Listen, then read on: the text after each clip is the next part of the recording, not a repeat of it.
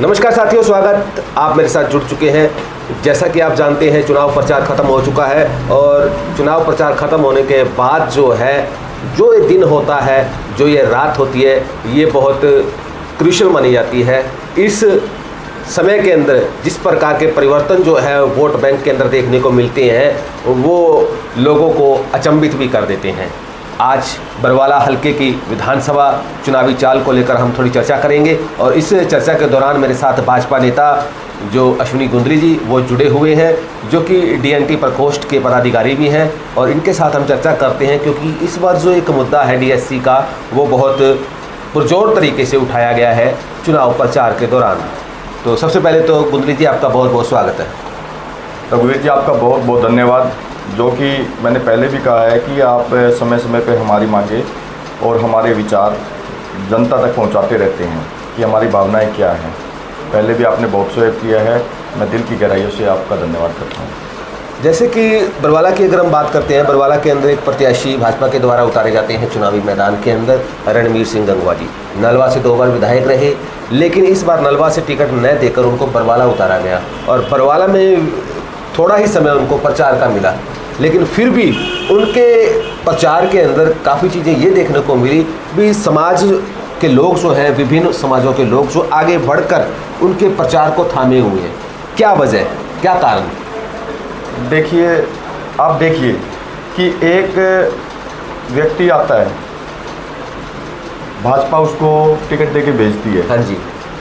नया व्यक्ति है हमारे लिए, हमारे हल्के के लिए, और उनका चुनाव जो है एकदम से बूस्टअप होता है। बरवाड़ा की जनता उनको सर आंखों पे बैठा लेती है। ये भाजपा की एक ताकत है, ये भाजपा की नीतियों का कमाल है।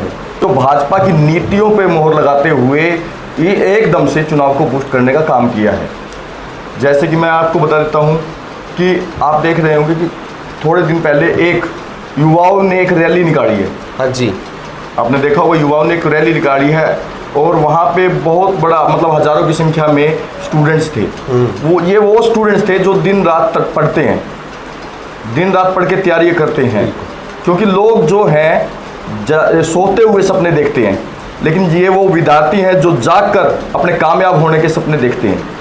लेकिन कांग्रेस पार्टी क्या करती है, इनके सपनों को खर्ची पर्ची की ओर में उनको दफन कर देती है। इनके सपनों को जो खर्ची करेगा या जो पर्ची देगा, जिसकी मतलब पहुंच होगी, उनको ही नौकरी मिलेगी। भाजपा ने ये सिस्टम खत्म किया। 1,42,000 का आंकड़ा, एग्जैक्ट आंकड़ा हमें नहीं पता, जो कि बिना खर्ची बिना पर्ची के दी गई है। और सड़कों पे नारे लगे हैं, नो खर्ची नो पर्ची। वही सरकार हमें चाहिए जो फेयर सिलेक्शन कर रही है। कुछ मुद्दे रहते हैं, हर वर्ग के रहते हैं, वो चाहे किसानों का हो, चाहे कर्मचारियों का मुद्दा हो, चाहे वो स्टूडेंट्स का मुद्दा हो, चाहे गरीब व्यापारी, किसी का भी मुद्दा हो, कुछ ना कुछ मुद्दे उनके रह जाते हैं। लेकिन जो सबसे ज़्यादा मुद्दा पसंद किया गया है वो फेयर सिलेक्शंस का है।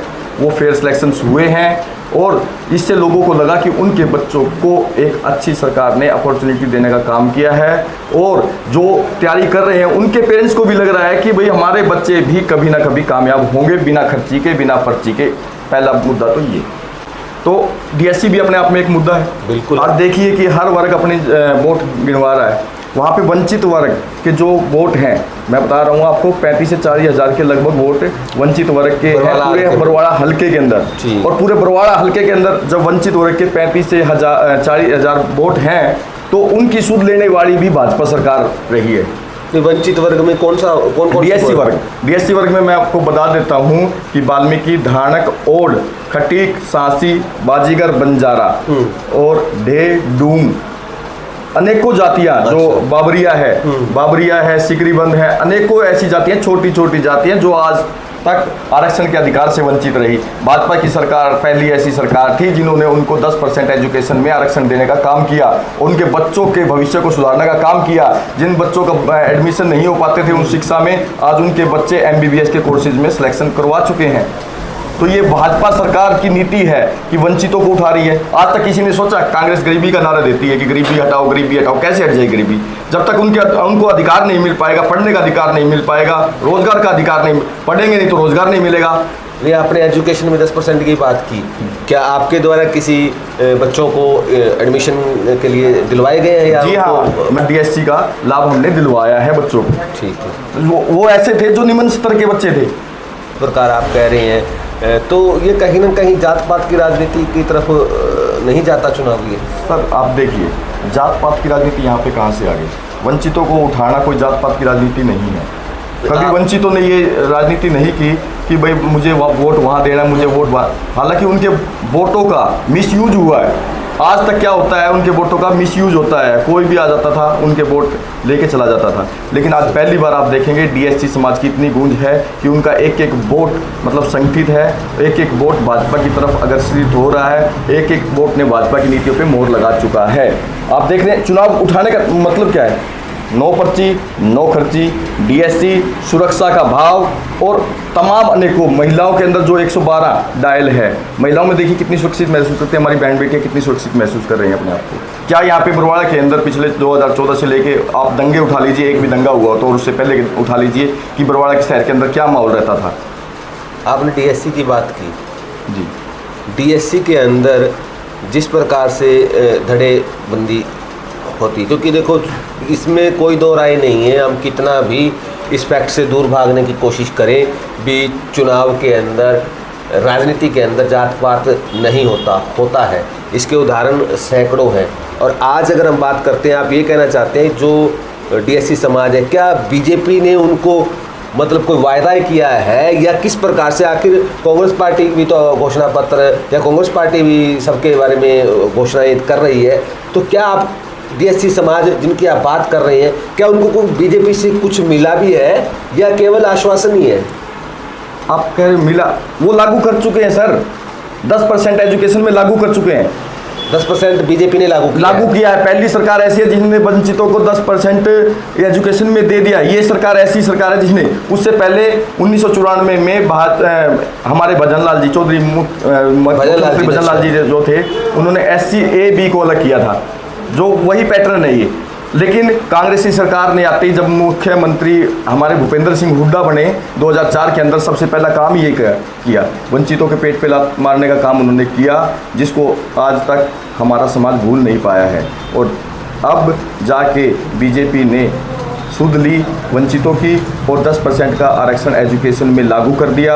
और उन्होंने वादा नहीं किया, उन्होंने कैबिनेट की बैठक में भी 10% नौकरियों में आरक्षण देने का भरोसा नहीं, विश्वास मतलब वहाँ पे कैबिनेट में मोहर लगाई है। लेकिन आचार संहिता के चलते समय से पहले आचार संहिता लग गई, जो कि वो लागू नहीं हो पाया, उसका नोटिफिकेशन जारी नहीं हो पाया। और मुख्यमंत्री नायब सिंह सैनी जी ने कहा है कि पहली कलम से ही हम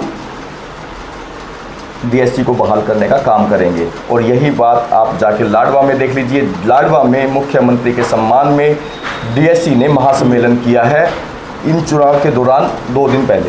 एक शब्द भी नहीं बोल पाया। बनने जा रही है सरकार तीसरी बार, डेफिनेटली आप लिख लीजिए, तीसरी बार डेफिनेटली सरकार बनेगी, भाजपा सरकार बनाएगी, मुद्दों पे सरकार बनाएगी। नो पर्ची नो खर्ची चलेगा, DSC चलेगा।